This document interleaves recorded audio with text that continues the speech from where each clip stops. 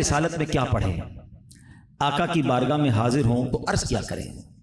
نہ تو ہمیں عرض کرنا آتا ہے، نہ ہمیں پتہ ہے کہ وہ الفاظ کون سے ہوں جو مقبول ہوں، مگر 3 سے 4 قصیدے ایسے ہیں، 3 سے 4 باتیں ایسی ہیں جو بارگاہ رسالت میں مقبول ہو چکی ہیں۔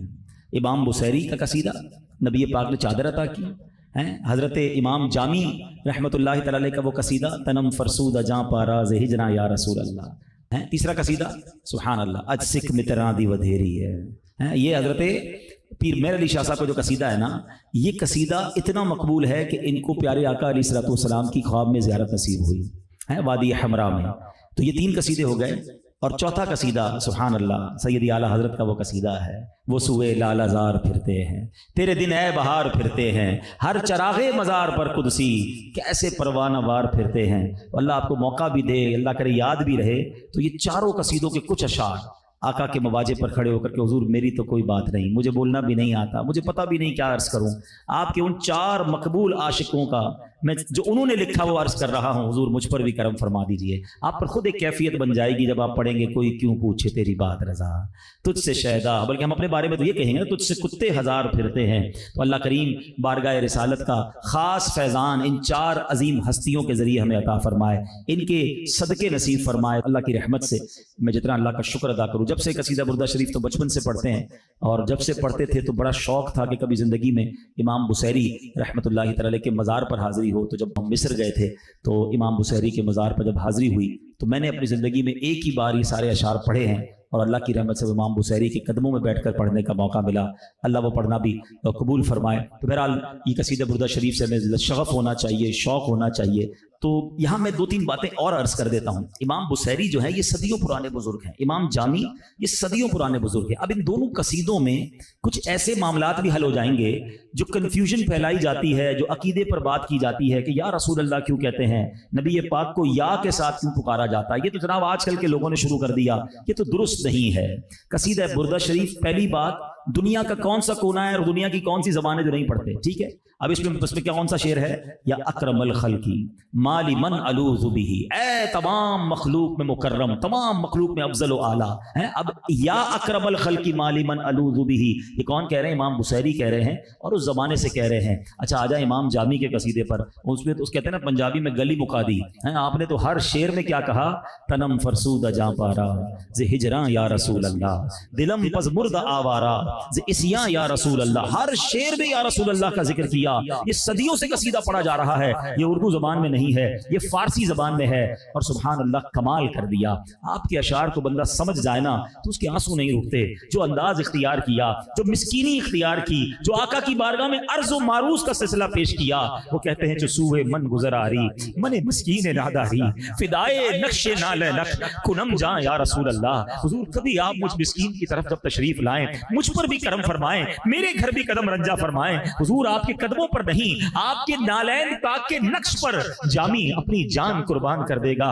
آپ کہتے ہیں، اور کمال کا شعر ہے، روضہ رسول پر جا کر یہ شعر ضرور دہرانا اور تصور کرنا کہ حضور تمہیں سن رہے ہیں کہ آقا جب قیامت کا دن ہو تو مجھے بھول نہ جائیے گا، جو بازو ہے شفاعت رہا کشائی بر گناہگاراں۔ حضور جب گناہگاروں کے لیے شفاعت کا بازو قیامت کے دن پھیلائیے گا، مکم محروم جامی راں دراں یا رسول اللہ، میرے آقا قیامت کے دن مجھے بھول نہ جائیے گا، جامی کی شفاعت ضرور کیجئے گا۔ جب آقا کے روضے پر جائیں ضرور یہ شعر آقا سے عرض کریں کہ مکم محروم جامی راں دراں یا رسول اللہ۔ تو بہرحال میرے پیارے اسلامی بھائیوں، یہ انداز صدیوں سے جاری ہے، نعت کا ماحول صدیوں سے جاری ہے، پیارے آقا کی بارگاہ میں عرض و معروض اور استغاثے کا سلسلہ یہ صدیوں سے جاری ہے۔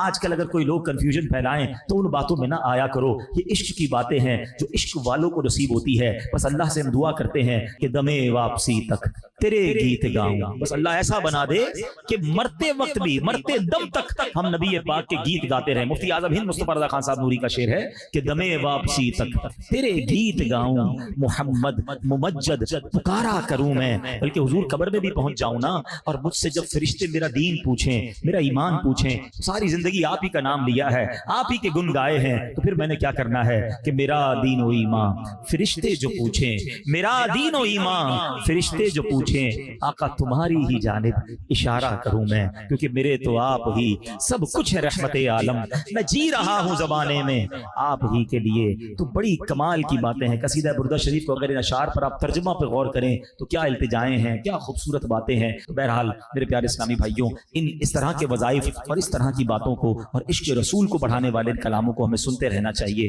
اللہ کریم مجھے اور آپ کو پیارے آقا کا سچا عاشق بنا دے۔ عشق رسول کے اظہار کا ایک طریقہ درود پاک پڑھنا بھی ہے، اور یہ دنیا کا دستور ہے کہ جس سے محبت زیادہ بندے کی زبان پہ اس کا ذکر زیادہ۔ آپ کو کبھی کسی کو چیک کرنا ہو نا، تھوڑے آپ کسی کے ساتھ، آپ کے ساتھ بھی ہوتا ہوگا، کسی کے ساتھ بیٹھے تو ہر تھوڑی دیر بعد کوئی اپنے والد کا نام لیتا ہے، کوئی ہوتا ہے اپنے بچوں کا نام لے رہا ہوتا ہے، کوئی ہوتا ہے اپنے کسی دوست کا نام لیتا ہے، اچھا کوئی ہوتا ہے کسی اور شخصیت کا، یا کسی معاذ اللہ بعض اوقات کسی اگر اداکار کا فین ہے یا فٹ بالر کا یا کرکٹر، کوئی نہ کوئی اس کی زبان پہ آتا رہتا ہے۔ آپ کو تھوڑی دیر میں پتہ چل جائے گا کہ کس کا فین ہے، یہ کس سے محبت کرتا ہے، اس کی زبان پر ذکر کس کا زیادہ ہے۔ ایک عاشق رسول، ایک سرکار کے امتی کی زبان پر سب سے زیادہ اگر کسی کا ذکر ہونا تو وہ نبی پاک کا ذکر ہونا چاہیے۔ ہماری زبان ذکر مصطفیٰ صلی اللہ تعالی علیہ وسلم سے تر رہنی چاہیے۔ اور اس کے فضائل کتنے ہیں؟ سرور کائنات صلی اللہ تعالی علیہ وسلم فرماتے من صلی علیہ فی یوم الف مرۃ، آقا فرماتے ہیں جو مجھ پر ایک دن میں 1000 مرتبہ درود پڑھے گا، لم یمت حتی یرا مقعدہ فی الجنہ، آقا فرماتے ہیں صلی اللہ تعالی علیہ وسلم وہ اس وقت تک نہیں مرے گا جب تک جنت میں اپنا ٹھکانہ نہ دیکھ لے۔